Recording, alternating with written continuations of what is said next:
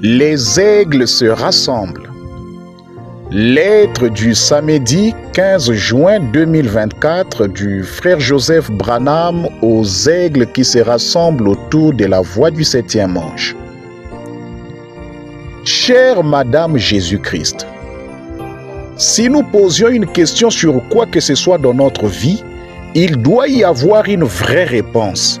Il peut y avoir quelque chose qui s'en approche, mais il doit y avoir une réponse vraie, directe à chaque question. Ainsi, à chaque question qui se pose dans notre vie, il doit y avoir une réponse vraie et correcte.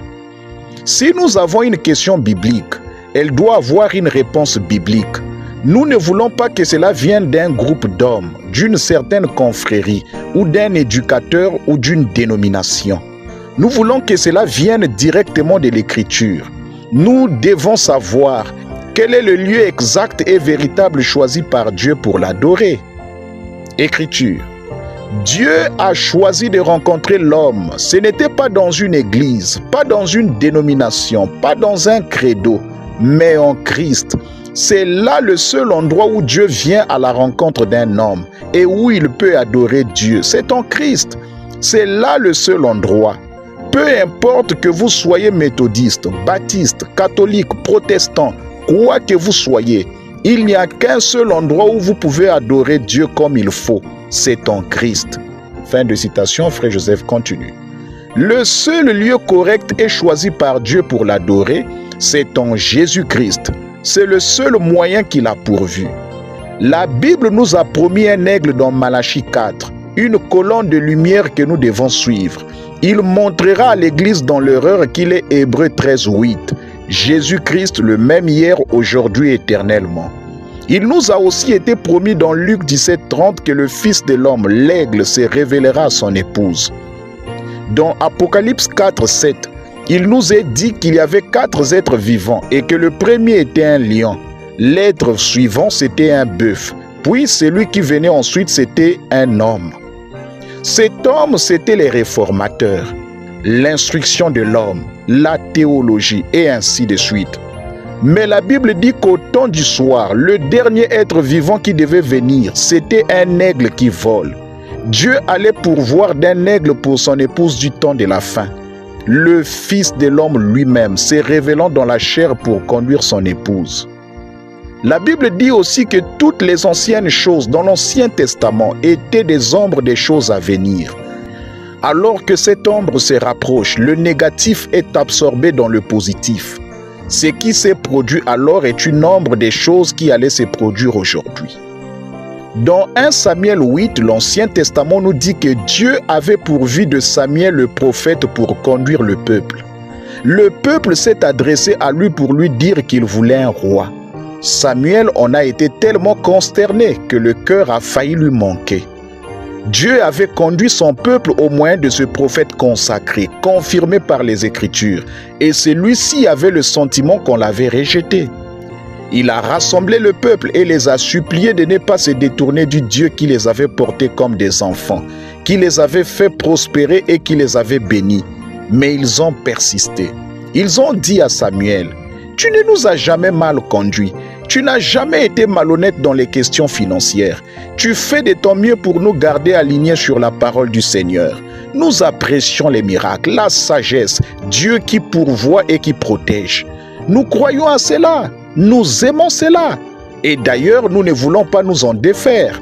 C'est seulement que nous voulons un roi qui nous conduise au combat. » Bon, bien sûr, quand nous irons au combat, nous voulons toujours que les sacrificateurs avancent en premier et que Judas suive. Et nous sommes de la trompette.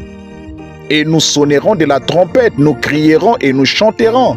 Nous n'avons pas l'intention d'arrêter quoi que ce soit de cela. Mais nous voulons un roi qui soit l'un d'entre nous pour nous conduire. Ça, ce n'étaient pas les gens des dénominations de ce jour-là. En fait, c'étaient les gens qui proclamaient qu'il était en effet le prophète de Dieu choisi par Dieu pour les conduire.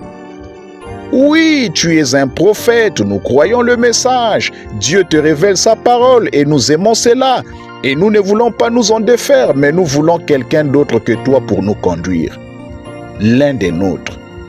Nous voulons toujours dire que nous croyons le message que tu nous as apporté. C'est la parole, tu es le prophète, mais tu n'es pas la voix ni la plus importante. Il y a des braves gens dans le monde aujourd'hui, de bonnes églises. Mais il n'y a qu'une Madame Jésus-Christ, et c'est nous. Ce qu'il vient chercher, son épouse parole vierge et pure, qui s'en tiendra à la seule voix de Dieu confirmée, prouvée comme étant l'ainsi dit le Seigneur.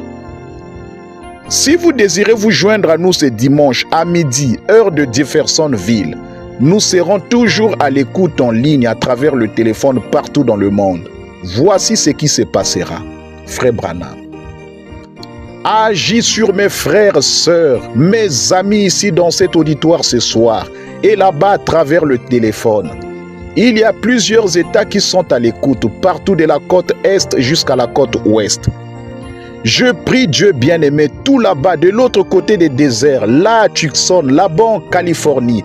Je prie Dieu bien-aimé, tout là-bas de l'autre côté des déserts, là à Tucson, là-bas en Californie, là-haut au Nevada et en Idaho, tout là-bas dans l'Est et autour, là-bas au Texas. Pendant que cette invitation est lancée, il y a des gens assis dans des petites églises, des stations-service, des maisons en train d'écouter. Oh Dieu, que cet homme ou cette femme perdue, ce garçon ou cette fille, qu'ils viennent à toi à l'heure même. Accorde-le maintenant même. Nous le demandons au nom de Jésus. Qu'il trouve ce lieu de sécurité pendant qu'il est temps. Maintenant, Seigneur, ce défi a été relevé. Satan, le grand bluffeur, n'a aucun droit de retenir un enfant de Dieu. Il est un être vain. Il est un être vaincu. Jésus-Christ, le seul lieu d'adoration, le seul vrai nom, l'a vaincu au calvaire. Et nous invoquons son sang maintenant même par lequel il a vaincu toute maladie, toute affection. Et je conjure Satan de quitter cet auditoire. Au nom de Jésus-Christ, sors de ces gens et qu'ils soient libérés. Tous ceux qui acceptent leur guérison sur la base de la parole écrite, rendez-en témoignage en vous levant et en disant « J'accepte maintenant ma guérison au nom de Jésus-Christ. » Levez-vous, gloire à Dieu. Voilà, regardez par ici les infirmes et tout qui s'élèvent. Gloire à Dieu, c'est ça. Croyez simplement, il est ici. Frère Joseph Branham.